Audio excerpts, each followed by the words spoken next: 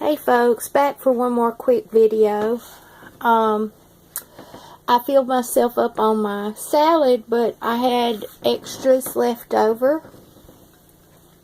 So I wanted to show you another way that you can use these beautiful flowers and wild greens.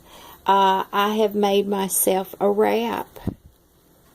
I just use a small tortilla and I put a little honey mustard on the base of it. I actually went out and trimmed some tops off of some cereola.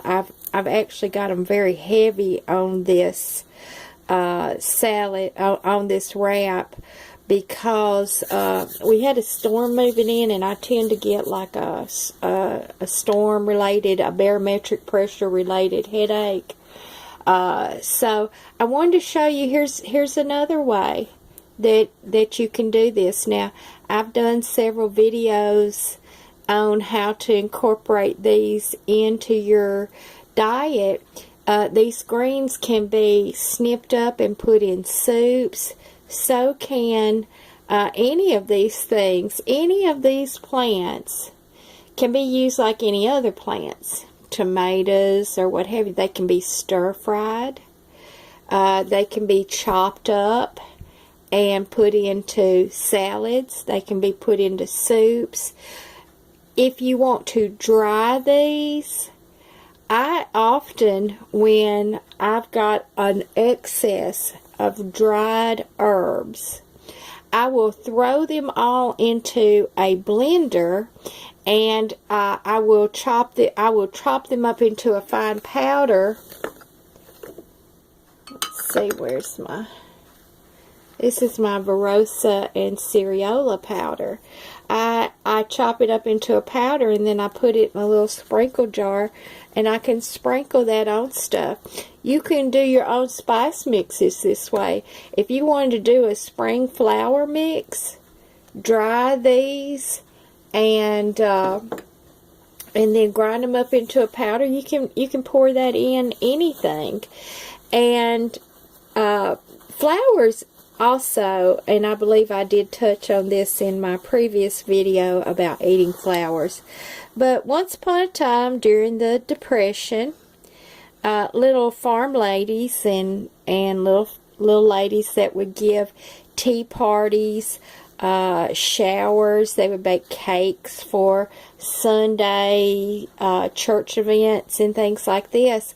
One of the things that they would do with flowers, because they knew they were edible, nasturtiums are very delicious, is they would dip them in egg white, and then they would put a little sugar on them, and then they would lay them out to dry.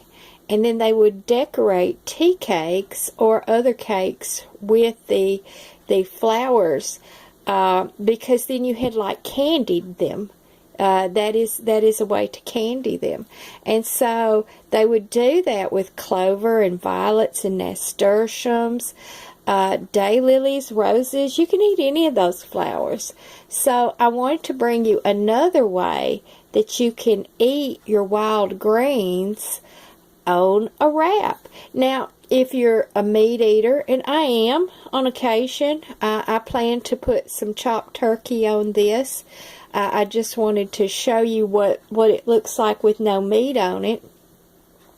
You can put any kind of meat on this, and then do your wrap.